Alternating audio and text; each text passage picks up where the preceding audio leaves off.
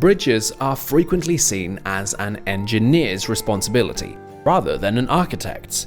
However, the design of infrastructure has a significant impact on the environment. The Millau Viaduct, created in close coordination with structural engineers, is a prime example of how the architect can be a key player in building bridges. It follows in the footsteps of the Millennium Bridge across the River Thames, showing curiosity about the interplay between form, technology, and aesthetics. Welcome to Tech Touch, where we explore the world of engineering, architecture, and design. Don't forget to like and subscribe for more.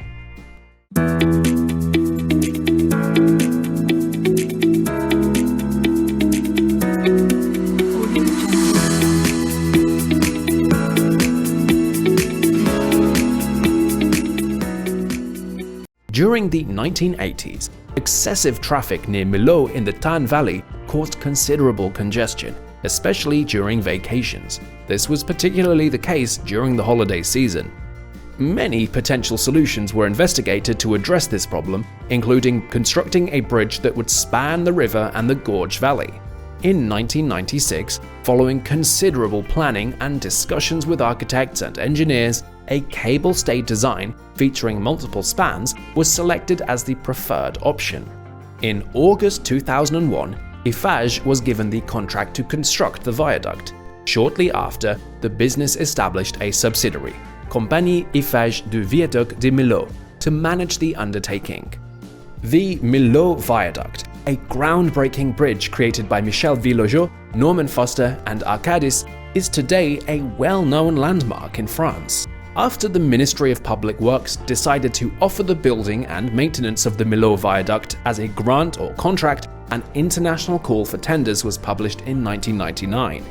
5 different consortiums submitted bids for the project, one of which was the Compagnie Eiffage du Viaduct de Millau, CEVM, a subsidiary that Eiffage had founded. The Eiffel Company, which built the steel road, and the engineering firm CETEC and SNCF Engineering, which had some authority over the project, were other businesses involved in the building work.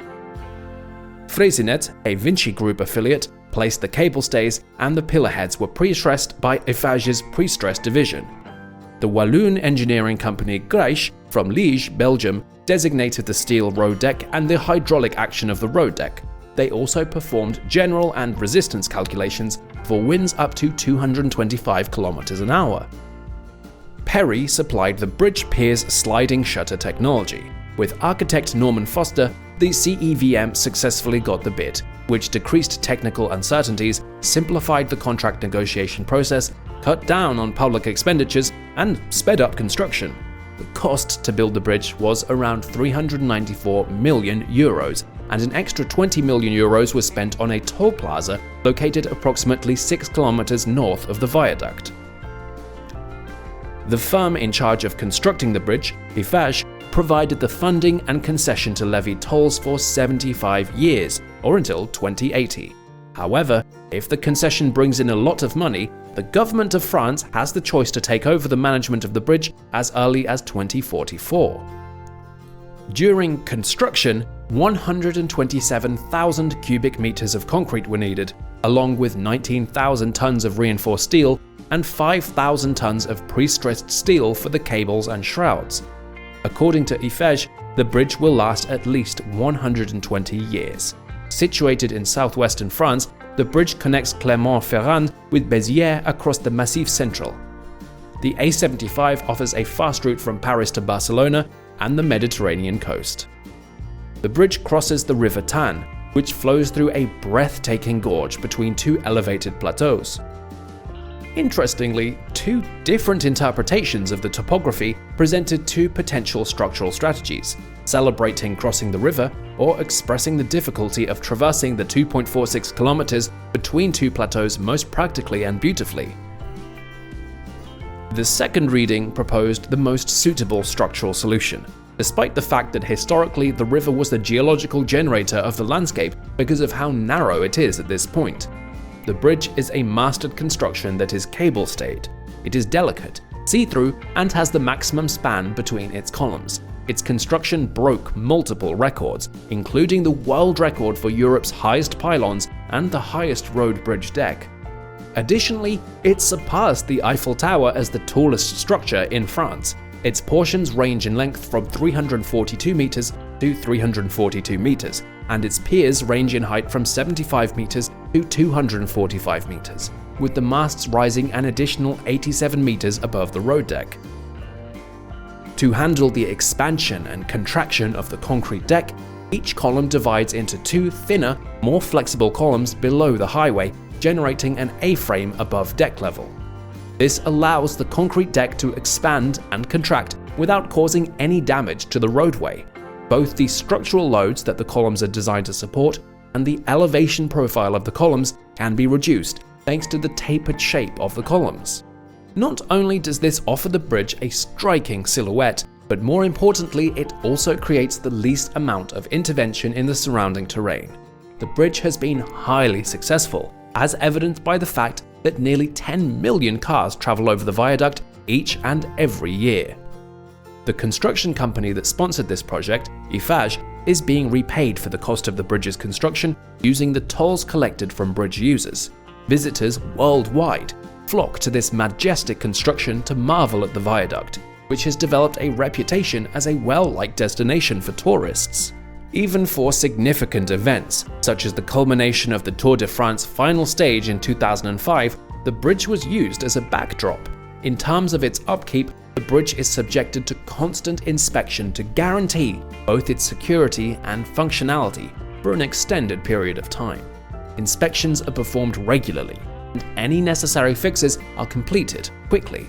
The viaduct was constructed to withstand high winds and other forms of natural damage, and it has shown that it can hold up well even in the most severe weather conditions. It also has several positive economic effects on the region and the country. Firstly, the construction of the Millau Viaduct has had a significant impact on the local economy. During construction, it created thousands of jobs in the area, boosting employment rates and increasing residents' income. Additionally, constructing the viaduct required a significant amount of materials and equipment sourced locally, further boosting the regional economy. Secondly, the viaduct has positively impacted tourism in the region. The bridge is now an iconic landmark and attracts visitors worldwide, generating revenue for local businesses such as restaurants, hotels, and souvenir shops. Furthermore, the bridge has improved accessibility to the region, making it easier for tourists to travel there. Thirdly, the Millau Viaduct has improved transportation links between the north and south of France, reducing travel times and improving efficiency for businesses and individuals. This has made the region more attractive to businesses and investors, which has led to more jobs and economic growth. The Millau Viaduct is a cable-stayed bridge in southern France that spans the Tarn River Valley. It was completed in 2004 and has had several positive economic effects on the region and the country as a whole. The construction of the viaduct created jobs and boosted the local economy, while its iconic status has improved tourism in the area, generating revenue for local businesses. The viaduct has also improved transportation links between the north and south, making the region more attractive to businesses and investors. Since its completion, there have been no further construction projects on the Millau Viaduct itself, but routine maintenance is carried out to ensure its safety and structural integrity. Overall, the Millau Viaduct is a remarkable engineering feat and a significant contributor to the economy and infrastructure of the region and France as a whole. Thank you for watching this video on the Millau Viaduct. We hope you found it informative and interesting. If you have any comments or questions, please leave them in the comment section below, and don't forget to like and subscribe to our channel for more tech-related content. See you in the next video.